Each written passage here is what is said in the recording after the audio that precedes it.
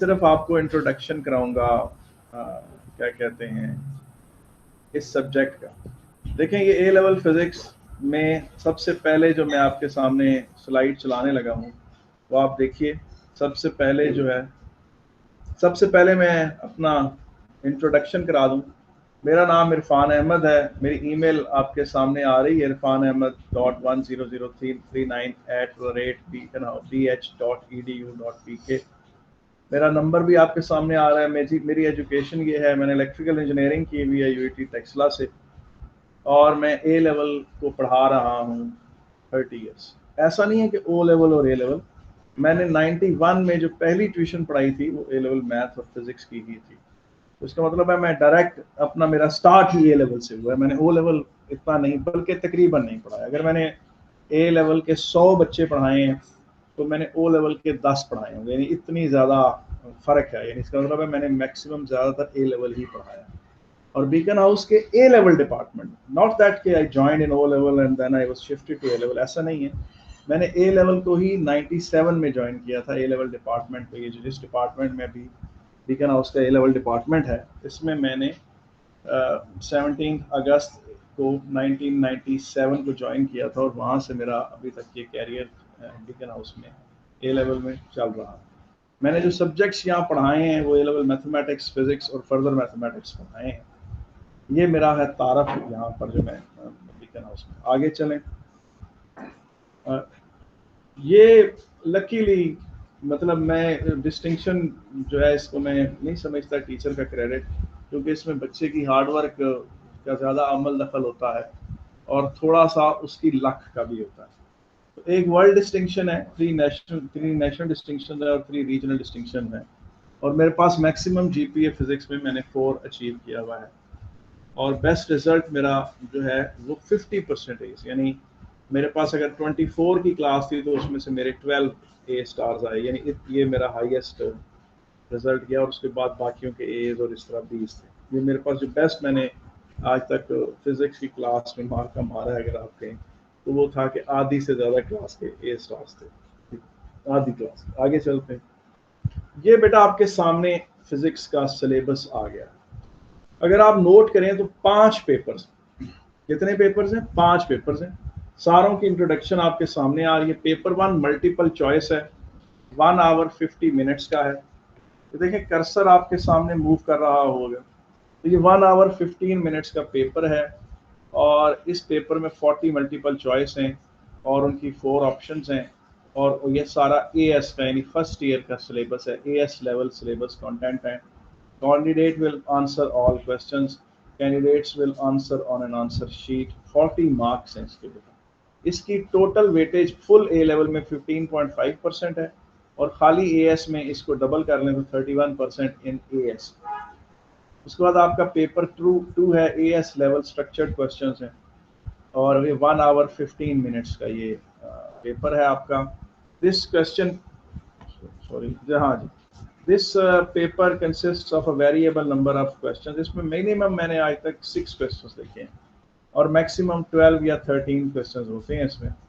और इसमें this paper consist of a variable number of questions, variable marks values. All questions will be based on AS syllabus content. Candidates will answer all the questions. Candidates will answer on the question paper. ये 60 marks है, और इसकी weightage full as के अंदर यानी सिर्फ first year के अंदर 46% है, और ओवरऑल टोटल 2 इयर्स के सिलेबस में 23% इसकी वेटेज। अच्छा, अब आप आगे चलें और पेपर 3 पर आ जाएं। ये प्रैक्टिकल है, ये परफॉर्मिंग प्रैक्टिकल है, यानी आपको ये पेपर परफॉर्म करना होगा। वहां पर आपको 2 प्रैक्टिकल्स परफॉर्म करने हैं। दोनों प्रैक्टिकल्स 1-1 घंटे के होंगे। इसमें जो तीसरा ये जो मैं बात कर रहा हूँ इसकी, ये पेपर 3 की एडवांस प्रैक्टिकल स्किल्स की।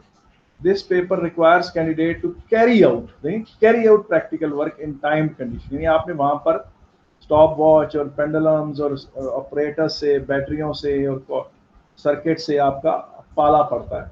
This paper will consist of 2 experiments drawn from different areas of the physics. The experiments may be based on physics not included in the syllabus. However, आपको तरीका सिखाया जाएगा उससे कैसे डील किया जाता है, but candidates will be assessed on their practical skills rather than their knowledge of theory. Candidates will answer both questions. Candidates will answer on the question paper. ये 40 मार्क्स का है और मैं जो हूँ आपको पेपर 1 और 2 पढ़ाऊंगा और प्रैक्टिकल जो है वो आपके दूसरे कोई टीचर लेंगे उधर।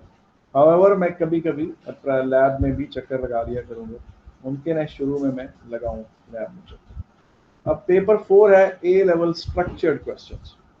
पेपर 4 जो है वो ए लेवल स्ट्रक्चर्ड क्वेश्चंस है, ये 2 आवर्स का इसका टाइम है।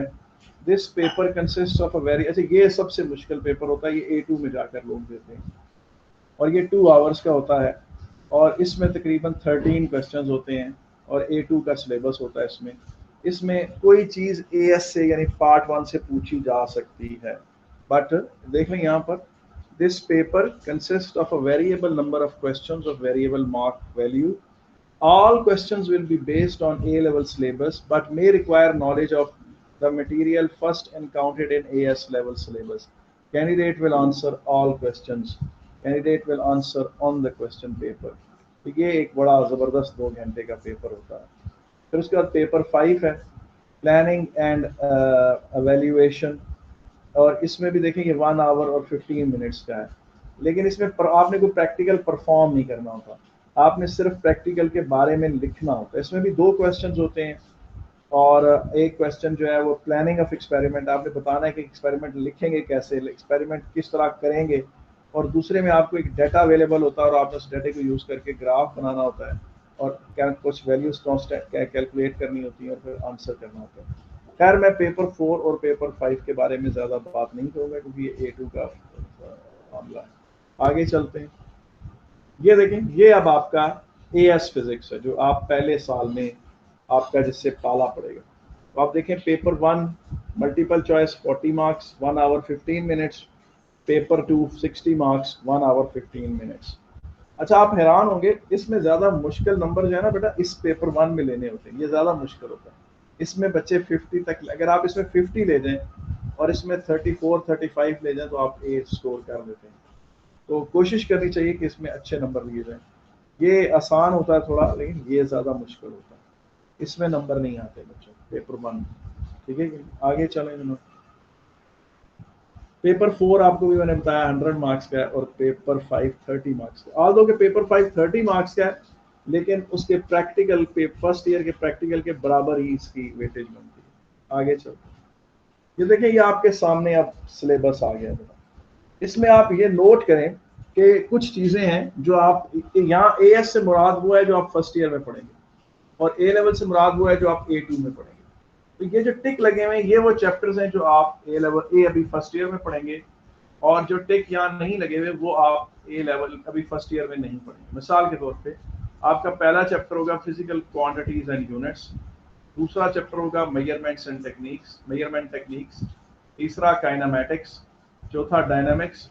इसमें काइनेमैटिक्स में वेलोसिटी टाइम के ग्राफ आ जाते हैं, प्रोजेक्टाइल मोशन आ जाती है, body thrown up, body drop from a height, ठीक है ना, इसमें bodies accelerating, constant acceleration, variable acceleration, और two bodies moving on a straight road, overtaking, racing, सब कुछ इसमें आ जाता है।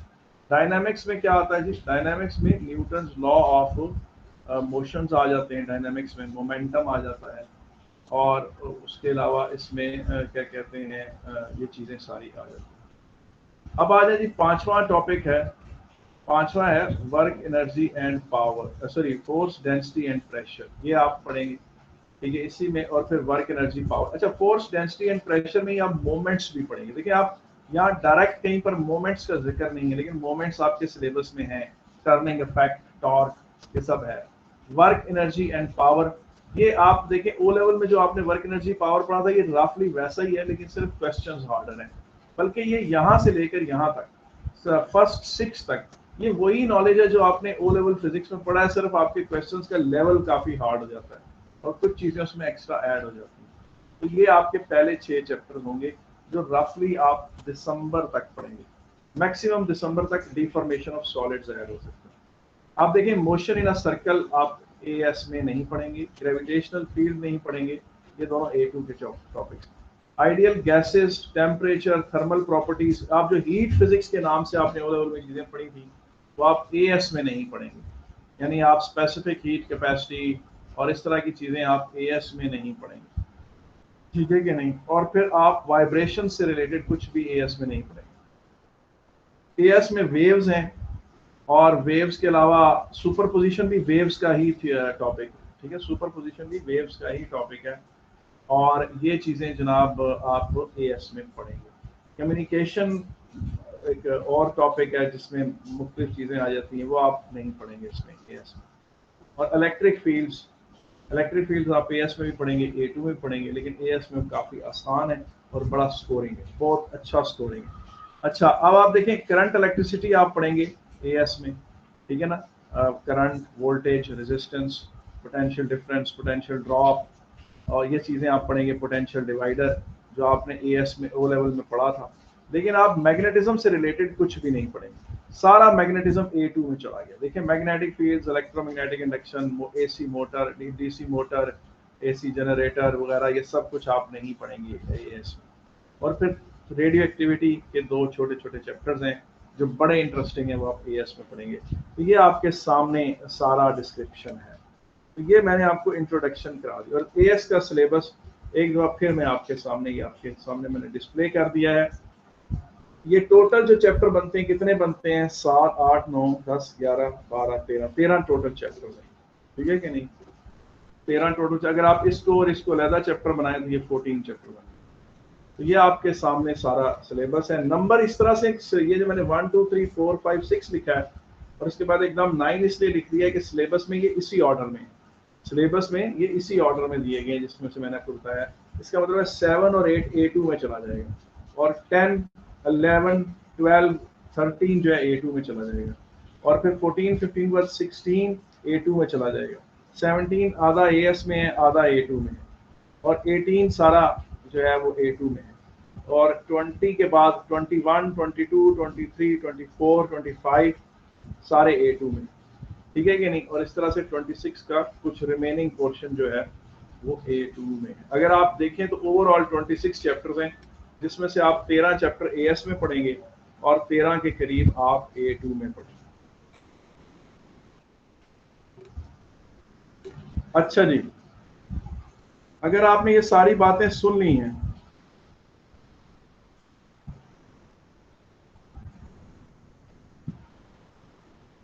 तो अब मैं आपसे पूछना चाहूंगा कि आप कोई क्वेश्चन करना चाहते हैं तो मैं हाजिर हूं जी। कोई क्वेश्चन अगर आप करना चाहते हैं तो मैं हाजिर हूं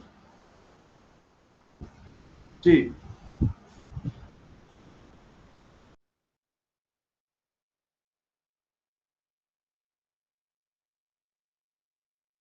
अच्छा, सैयद अजहर ने क्वेश्चन पूछा है कि व्हाट आर द बुक्स। बेटा बुक्स इसमें ये है कि आपने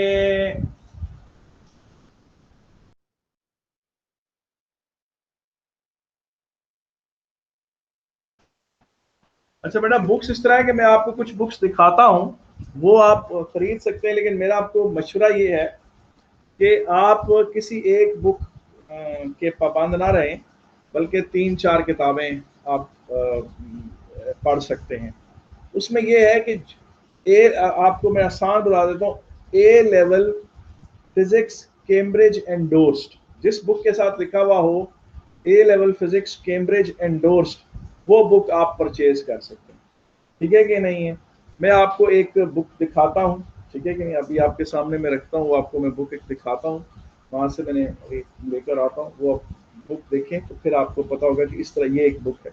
इसके अलावा और भी किताबें हैं मार्केट में मिलती हैं, आप परचेज करने के बजाय लाइब्रेरी से इशू करवा लें और उनको आप इस्तेमाल करें, और एक किताब से ना पढ़ा करें, 3-4 किताबों से पढ़ें।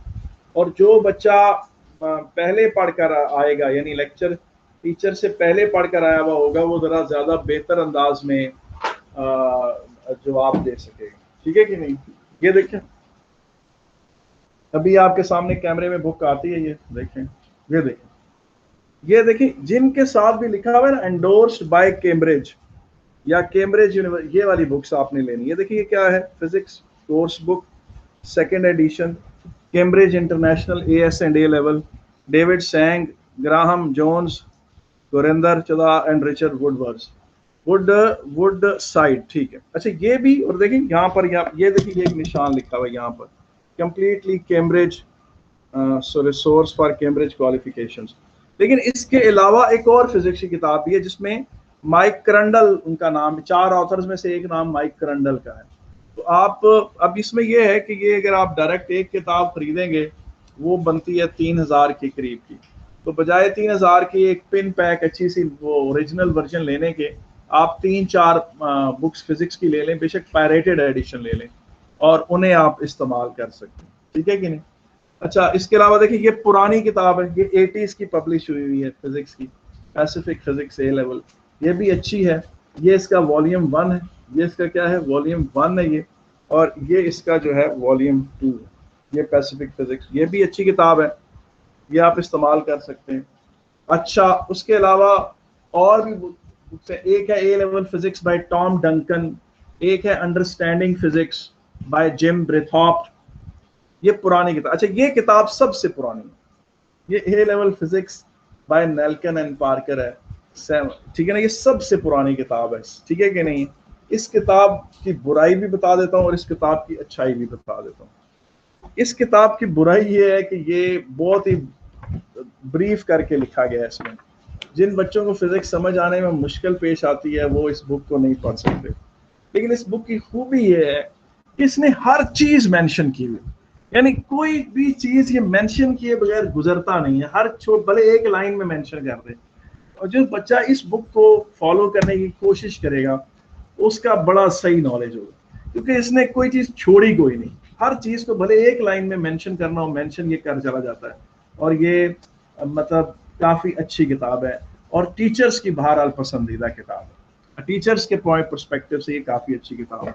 इसके अलावा ये किताब advance physics 4th edition by Tom Duncan, ये भी पुरानी किताब है, ठीक है कि नहीं। तो ये भी आप ले सकते हैं, लेकिन जिनमें ये चीज लिखी हुई होगी ना, जिनमें ये आपको चीज मिलेगी, ये चीज मिलेगी, ये किताबें नहीं है, ठीक है ना, जिसमें ये चीज मिलेगी।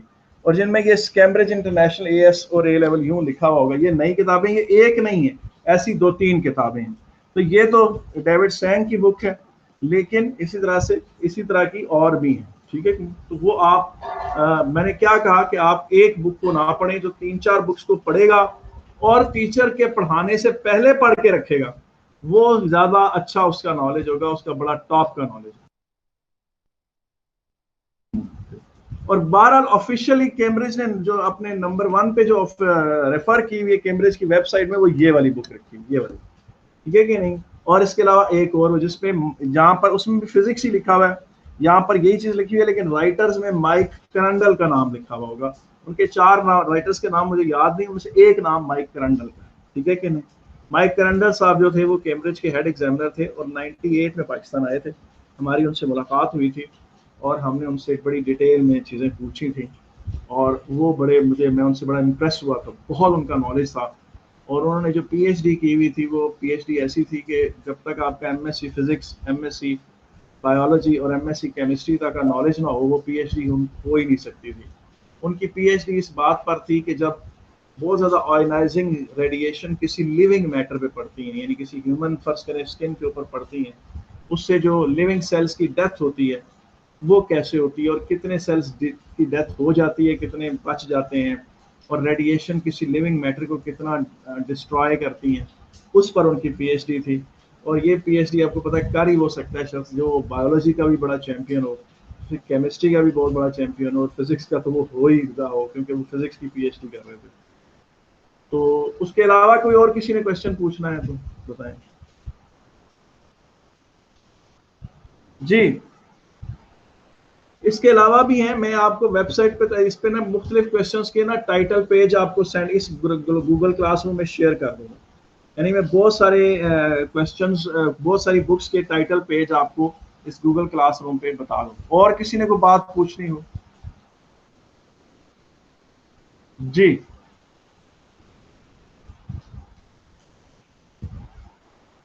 जी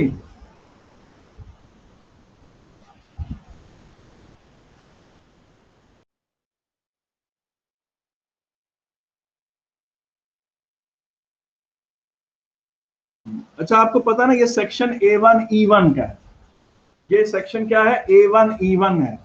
तो आपने A1E1 के बच्चे इस क्लास को पढ़ सकते हैं और बाकी बच्चे जो हैं वो अपना सेक्शन कंफर्म कर लें, ठीक है। अच्छा बेटा, हर टीचर की कुछ प्रेफरेंसेस होती हैं, वो उसकी कुछ तबीयत होती है, उस हिसाब से बच्चे जो है वो उसके साथ चलते हैं।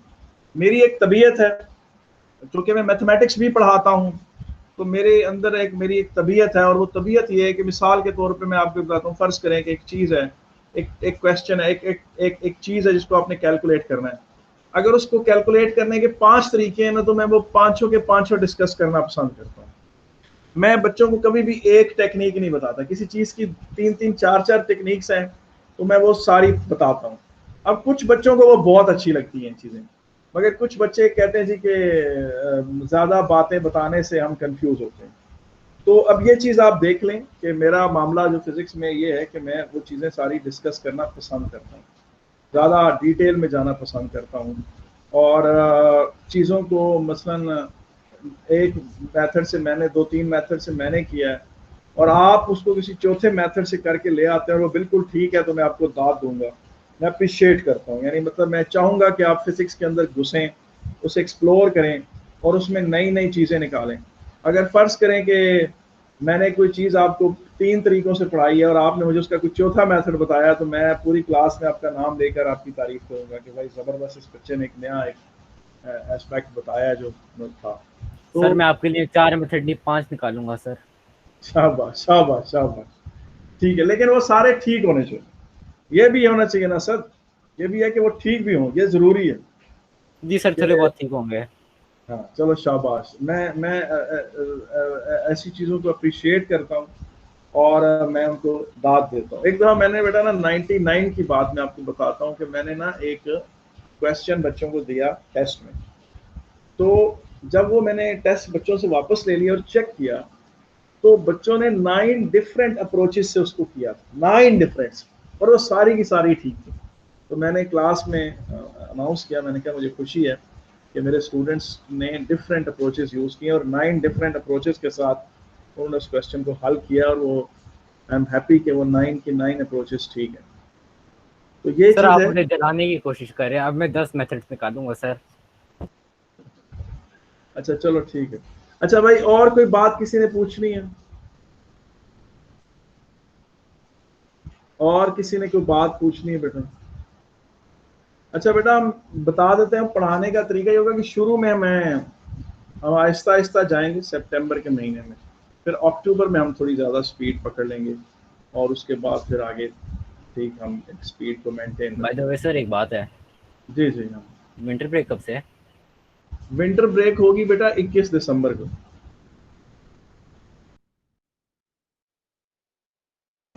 अच्छा, एक बात है कि मेरे लेक्चर्स कुछ आपको रिकॉर्डेड भी मिलेंगे काफ़ी सारे।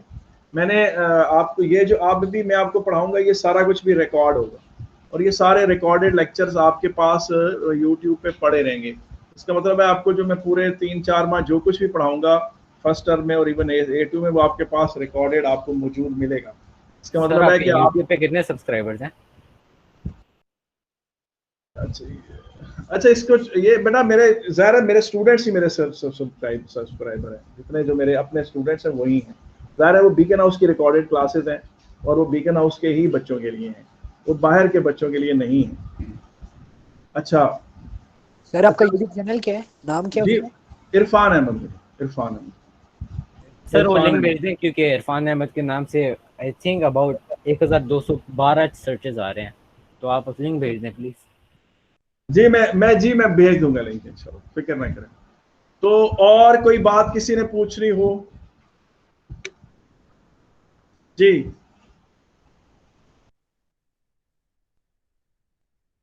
ठीक है बेटा, हम आज की क्लास को यहाँ ख़त्म कर देते हैं, ठीक है। We stop the class over hair.